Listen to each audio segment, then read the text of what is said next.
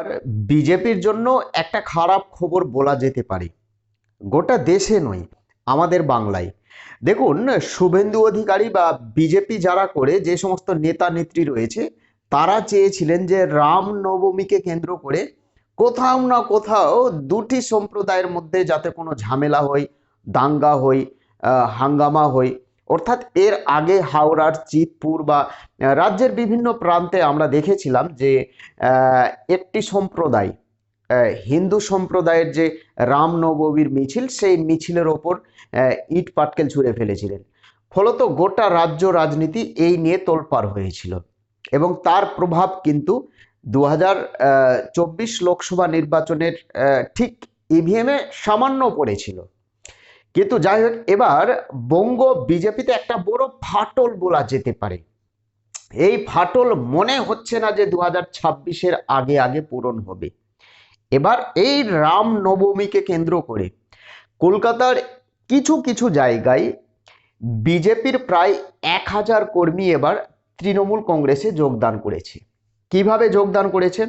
আমার কাছে খবর রয়েছে, বেরাকপুর অন্তর্গত, অর্থাৎ যেখানে অর্জুন সিংহের একেবারে কি বলবো, অর্জুন সিংহের এলাকা বলা যেতে পারে, বেরাকপুরের প্রায় 1000 কর্মী বা তারও বেশি কর্মী, যারা যাদব রয়েছে, যারা সিংহ রয়েছে, যারা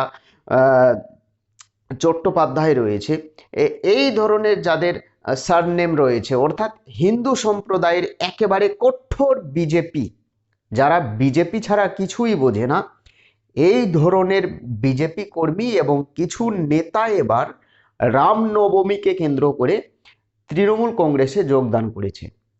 বিজেপি চাইছিলেন এই রামনবমীকে কেন্দ্র করে যাতে মেরুকরণ হয়, যাতে এখানে কোনো ঝামেলা হয় এবং সেই ঝামেলাকে কেন্দ্র করে, অর্থাৎ বুঝতে পারছেন যে এখানে সংখ্যালঘু সম্প্রদায়ের কিছু উগ্রবাদীরা যাতে এই মিটিং বা মিছিলে, রামনবমীকে কেন্দ্র করে যে জুলুস বের হয় বা মিছিল বের হয়, সেই মিছিলে যাতে হামলা হোক এবং সেই হামলাকে কেন্দ্র করে বিজেপি চাইছিল যে টিএমসির দুধেল গাই, একেবারে বিজেপি যে ভাষায় কথা বলে, যে টিএমসির দুধেল গাই হিন্দুদের ওপর আক্রমণ করছে বা করেছে।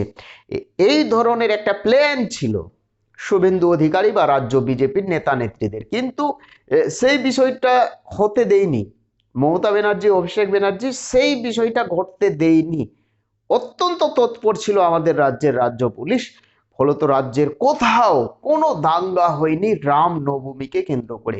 এই প্রথমবার মোটামুটি 10-12 বছর পর এই ধরনের শান্তি মিছিল, অর্থাৎ রামনবমীকে কেন্দ্র করে এত সুন্দর শান্তিময় মিছিল আমরা কোনোদিন কিন্তু এই বাংলায় দেখিনি। যাই হোক, রাজ্য বিজেপির একটা বড় চক্রান্ত ছিল। মালদার যে মোথাবাড়িতে দুটি সম্প্রদায়ের মধ্যে একটা ঝামেলা হয়েছিল, সেই বচসা বা ঝামেলাকে কেন্দ্র করে গোটা ভারতবর্ষ কিন্তু তোলপাড় হয়েছিল এবং সেটাকে কাজে লাগিয়েছিল বঙ্গ বিজেপি বা শুভেন্দু অধিকারী। এবার এবার রামনবমীকে কেন্দ্র করে একটা মেরুকরণের রাজনীতি করার চেষ্টা করেছিল, কিন্তু সেই চেষ্টা ব্যর্থ হয়েছে বা বিফল হয়েছে। শুধুমাত্র বেরাকপুরে প্রায় 1000 বিজেপি কর্মী এবার তৃণমূল কংগ্রেসে যোগদান করেছে। তারা অত্যন্ত খুশি হয়েছে। শুধু বেরাকপুর নয়, আমাদের রাজ্যের অলিতে গলিতে যেভাবে বিজেপির নেতা নেত্রী বা কর্মীরা রামনবমীর মিছিল পালন করেছে, ঠিক একই রকম ভাবে তৃণমূল কংগ্রেসের কর্মীরা এবার কিন্তু রামনবমীর মিছিল পালন করেছে বা রামনবমী পালন করেছে বা রামনবমীর প্রত্যেকটা মিছিল মিটিংয়ের আয়োজন করেছিল। যেভাবে বিজেপির পক্ষ থেকে করা হয়েছিল, ঠিক টিএমসির পক্ষ থেকে একই রকমভাবে র্যালি করা হয়েছিল। এবং এখানে মধ্যখানায় এসএফআই বড় খেলা খেলেছে। এসএফআই কি খেলা খেলেছে? যাতে আমাদের রাজ্যে কোনো দাঙ্গা না হয় বা রামনবমীর মিছিলে কোনো উগ্রবাদী বা উগ্র মস্তিষ্কের কোনো ব্যক্তি বা কোনো সম্প্রদায় এই রামনবমীর মিছিলে যাতে কোনো রকম আক্রমণ করতে না পারে, তার জন্য কিন্তু তারা অত্যন্ত দলবল নিয়ে তৎপর হয়েছিল। অর্থাৎ খেলা কিন্তু সিপিএম খেলেছে, বিজেপি খেলেছে এবং তৃণমূল কংগ্রেস খেলা খেলেছে। এখানে কার্যত সাকসেসফুল হয়েছে, অর্থাৎ সাফল্য পেয়েছে রামনবমীকে কেন্দ্র করে তৃণমূল কংগ্রেস এবং ব্যর্থ হয়েছে ভারতীয় জনতা পার্টি। এসএসসি নিয়ে একটা বড় খবর দেব। দিল্লির অভিজ্ঞ আইনজীবীরা